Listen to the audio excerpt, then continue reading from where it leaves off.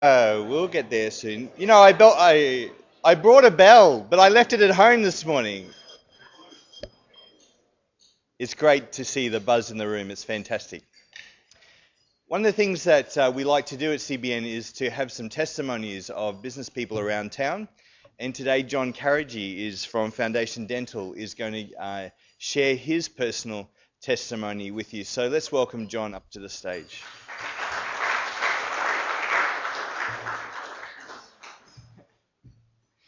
Good morning, everybody, and thanks for giving me the opportunity to share with you this morning. It was an interesting thing. When I was asked by Wes a couple of weeks ago, and he said, John, would you share a little bit of your testimony with the group on Friday morning? And I said, yeah, sure, not a problem. Like all of us who have been probably Christians for a while, we usually do have our testimony pretty handy on the computer, and you can print it out, and this is it. Well, I had that, and all the way up until probably last night. And then I put that aside. And I sat down and I wrote what I'm going to share with you this morning. And I feel very strongly, Bruce got up and said that he hopes that at these meetings we can go a bit deeper than just networking on the shallow surface. And I feel very strongly that probably what I'll share from my own testimony will hopefully help somebody out there this morning with what I've written here. So I have written it down as it came to me, as I wrote it. So here we go. Okay. Like all good stories, there is a beginning, a middle, and an end. So let's start. The beginning.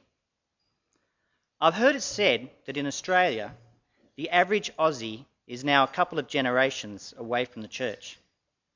Well, that was me. I was living a pretty good life. The Leafy Hills district in Sydney's northern suburbs was not a bad place to spend your childhood in the 1960s and 70s. Hardly a care in the world. Well fed, clothed and secure. A family that worked hard, helped each other and trusted in the ever-expanding march of science and education to solve the problems of the world. If we use the analogy of weather through this talk, then my early childhood and adolescence years were sunshine and days of laughter and adventure. What about God, you ask? Well, if he was there, then he, she, it, we were very open-minded, probably had set things in motion and moved on. More likely, some sort of nebulous life force, inevitably to be explained by science, kept matter striding towards complexity despite the pull of entropy. There was no urgency to answer this question. Life was good. Well, what about the church? Church seemed even less essential. Maybe it was a crutch for some. Maybe it was all about power for a few. But in general, it seemed at best to be a quaint anachronism for me. Our family didn't attend church, didn't hang around with anyone who went to church, and in hindsight, probably actively avoided anything that hinted at church, both people and events. So if we see my early life as a warm, pleasant morning, then at this point, storms started gathering on the horizon. Cancer. The word that strikes fear into most members of the human race, irrespective of race, creed, gender, or age. The sunshine was suddenly eclipsed by something dark and brooding, something malevolent and sinister, something that brings into sharp relief the reality of our mortality in the actual proximity of death. In my family, it was my mother over whom doom was pronounced. What a shattering roll of thunder for a family. What a miserable moment when you get that news. Here I was at 20 years of age, studying at university. Own car, healthy, strong, master of my world. But I was suddenly helpless in front of this event. An urgency entered the family. All those first-order questions about life that we'd pushed back with fine-sounding philosophy and smiles came rumbling back with frightening severity. What can we do? Is there any hope of healing?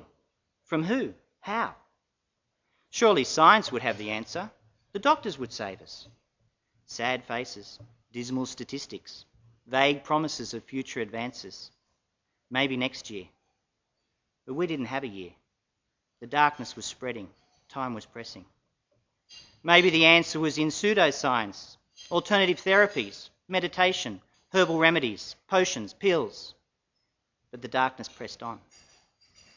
Maybe the spiritual realm, mediums, New Age teachings, sages and intercession.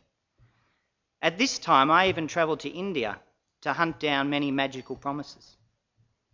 Yet still, I watched my mother's hope wither along with her body. A vibrant, lively person slowly fading into a poor caricature of her true self.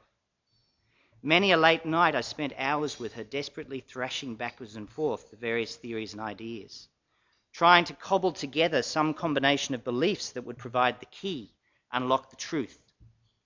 This went on for quite some months, round and round, increasingly desperate for answers, and at times there were hints of truth, but never anything literally life-changing. Things remained dark and seemingly hopeless.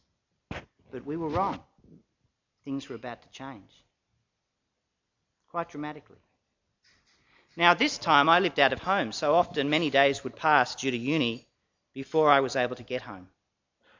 I remember clearly arriving home late one night. Everyone was already in bed. I let myself in and headed upstairs to start the ritual of picking through the collection of possibilities and philosophies of this week. This time, though, it was different. Instead of the usual routine of me holding forth on the latest theory, I ended up listening. Instead of a sense of desperation and urgency in the room, there was a deep peace. Instead of worry lines on my mother's face, I saw rest. What had happened? Something had changed. I could see it in my mother. I could actually feel it. How had she overtaken me? Why did she seem to have it all together? No, not seem to. She actually had it all together. Enter God. Enter a sunbeam of hope through the oppressive clouds. So what had happened? In one of those miraculous chain of events, at this perfect time, a distant cousin in a distant suburb happened to meet another young fellow. It turned out he was studying for the ministry at a Baptist college. In their general chit-chat, he heard about my mother. He decided to visit her and offer to pray with her. He shared the gospel with her. He even took time out to take her through Christianity Explained, one-on-one. In summary, he shared the good news of the gospel of Jesus Christ with her. The peace I saw that night was the peace of God. All the books, all the philosophies, all the religious texts, all the hours of discussion and conjecture had not made any impact past the head. But here I saw a woman with her heart changed and at peace with the world. What could I do? I acknowledged what I saw. I could not deny it. I went back to my room and I prayed to God from my heart. I poured out my acknowledgement of the evidence of my own inadequacy to find the truth. Here I was, someone who had not even considered the Bible, was even biased against it, was happy to read anything else but the Bible, intellectual by nature and nurture. Here I was brought to prayer, not by the wisdom of man's words and arguments, but by the simple change in a woman's face. A change from being lost and alone to being at peace and at home. The first immediate thing God seemed to say to me, I can really almost hear it audibly, he said, get a Bible. It was 2 a.m. in the morning. I didn't think we had a Bible in the house. I remembered, maybe I did. I scrambled about through my old forgotten school desk. Didn't find what I was looking for. But there was an urgency, a compulsion to keep going. I shuffled deeper into the drawers, pulling stuff out. Right at the back, where it had sat for over 15 years, unopened and forgotten, was one of those small red books, handed out at school by those weird old guys in suits at one assembly. A Gideon's New Testament. I sat down. Where do I start? I'd never opened a Bible before. I just started flicking through, literally like this. Within seconds, it flicked open to some pages titled John. I thought, that's convenient, because my name's John.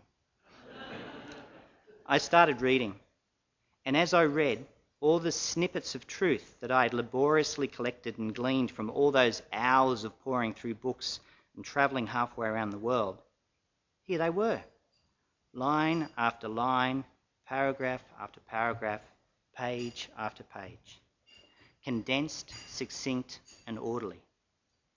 I couldn't stop reading. I was so excited about what I read, I looked around thinking, why isn't someone else here to share this? It was incredible. It seemed like the sun had burst through. I remember turning back to prayer and acknowledging Christ as the Messiah, there and then.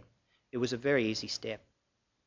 But once again, I felt God laying bare the extent of my ignorance of his word. I felt him calling me to find fellowship with his people. But how? I didn't know any Christians. I had no connection to any church.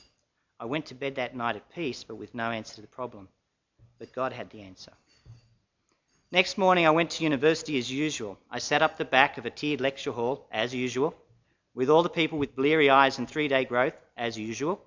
Easy to sneak out if it was a boring lecturer, as usual. And I was contemplating this very action as the lecturer seemed to be late. When one of the students from the front row, a girl, walked up to the microphone, I stopped. What was she going to say?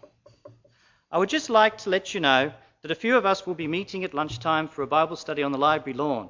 If anyone wants to join us, you'll be most welcome. I was flummoxed. That was for me. After the lecture, I tracked down the girl and said I wanted to come along. I could see a bit of suspicion and shock in her eyes. I suppose the year rep who organised the parties and was always begging notes of everyone for all the lectures he missed was not the type of person she thought would join the group. But she squared her shoulders and graciously repeated the offer. From there, God has just kept guiding me along. From that group with a fellow who knew his Bible backwards, to a solid church youth group and new friends, to an understanding of the work of the Holy Spirit, and to baptism and to here. So that's my story, or a small part of the beginning. And the postscript?